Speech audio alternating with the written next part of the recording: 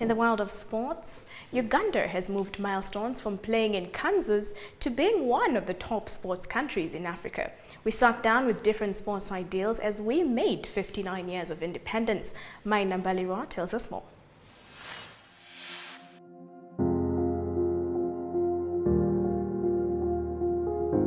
Sports in Uganda goes way back to the times of our forefathers. From playing local sports such as mweso, a traditional board game, to the finger dice game commonly known as dulu, and dodgeball game, mainly for the ladies, known as kwepena. It was until the colonial masters introduced sports such as football that we encountered Western sports. At one point, our barefooted national team played against the English team, who gave us a thorough beating. He was doing his best in spite of an injured muscle. The unfamiliar ground proved too much of a handicap. Other games such as rugby, basketball, baseball, rowing, netball, cricket, and so many others quickly grew in popularity. Ugandans have strong passion for sports, which supersedes the investment. The sports fraternity has arrived to thrive on a simple budget of 10 billion shillings, which was even trimmed from 25 billion because of the COVID-19 pandemic. Uganda had the best performance at the recently concluded Tokyo Olympic Games, which came out second overall in Africa with 4 medals, managing to get 2 gold medals from Joshua Cheptegei and Peruth Chemtai, 1 silver from Cheptegei again, and finally bronze from Jacob Kiplimo. And 3 of the athletes you would expect to feature are... Uganda has so many talented athletes who run their hearts out and always represent the country. Flying high the national flag at the Olympics, athletes have always been known for their outstanding performance. This is part of the benchmark that was set by John Akibua in the 1970s, earning Uganda's first gold medal before Stefan Kiprotich gave Uganda another gold in the Olympics almost 4 decades later. Young talents like Halima Nakai, who have showered Uganda with medals, feel the government needs to go back to the grassroots to support emerging talents. We need more support at the foundation. The foundation is very important, very important. When they work upon that, our country, we are going to have more and more champions. Among the few supporting disciplines in Uganda is rowing, one that surprised many Ugandans who didn't even know we had such a unique sport in the country. Kathleen Grace Noble represented Uganda as the first rower at the Olympics. We were able to hold her online and she shared with us her thoughts on representing the Pearl of Africa. Kathleen hopes to see more Ugandans taking interest in the sport with time. To bring Ugandan rowing to the Olympics for the first time ever was particularly special. It was a success for the whole of the Ugandan rowing community as well as for myself. And my presence at the Olympics showed that Uganda can qualify people for such events in rowing, and I hope that it inspires people to work to be the next generation of rowing Olympians from Uganda. When we talk about strength, skill and will, Uganda has always been covered with boxing talents such as John Mugabe, the Beast, Ayub Kasule, Justin Juko, the Ugandan Destroyer, Leo Rawogo, Godfrey Nyakana, to mention but a few. These, back in the day, hoisted the Uganda national flag high, as the Uganda Boxing Federation President Moses Mahanji says. Many years ago, someone coming to the national team, you had to be picked by somebody.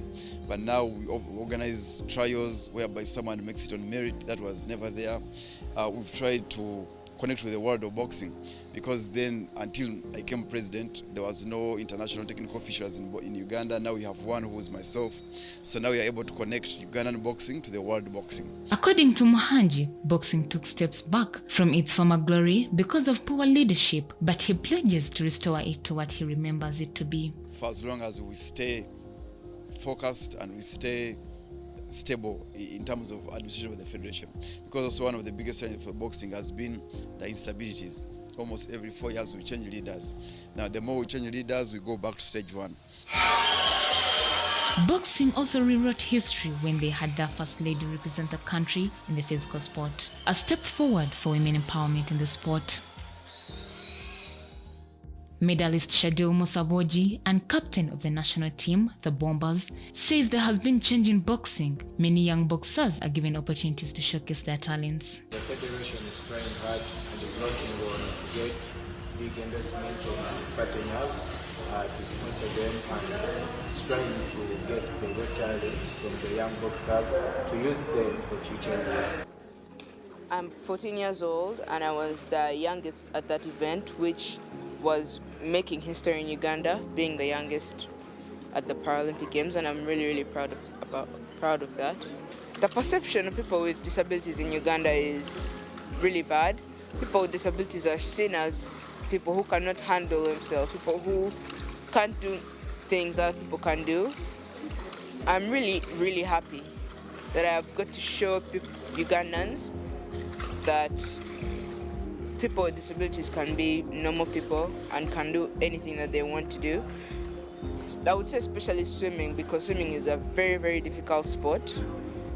National Council of Sports General Secretary Patrick Ogwell says Ugandan sports can market the country at all levels internationally. This can increase tourism, hence boosting the economy. Sports can be used for branding our country. We use the word rebranding or branding. We market our country in many ways when these athletes participate outside the country. We have just come from Olympics. Before that, we have athletes here who have broken world records. The attention of the entire world TVs will be on these Ugandans.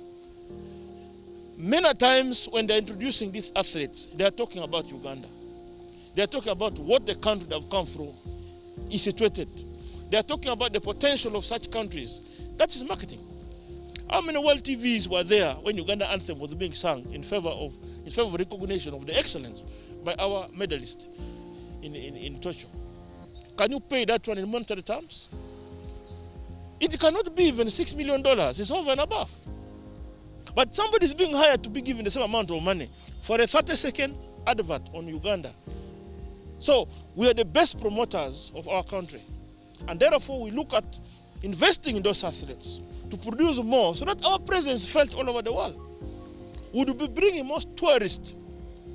So sports can be looked at as a tourist potential and a way out for government to get more revenue. Chairman, National Council of Sports and President of Uganda Olympic Committee, Dr. Don Rukare says Uganda has always been represented at the Olympics. This year's performance was our best. The future is brighter than ever before. Progressively, we have been improving. Our teams have, apart from maybe 1972, we had 25 athletes going to this Olympics in Tokyo. 13 ladies. We have had more ladies. That's another milestone than men. We had the first ever gold medalist for a lady in Perth. We had a female boxer in Catherine Nanziri. We had a rower and a female who also came, Kathleen Noble. So altogether, we see that sport has been progressively, from the Olympic side, improving, and we are seeing the quality of the performances increasing in terms of the podium performances.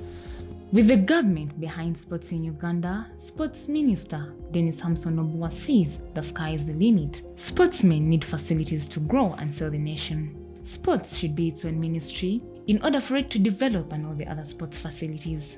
Mainambalira for CTV PM Edition.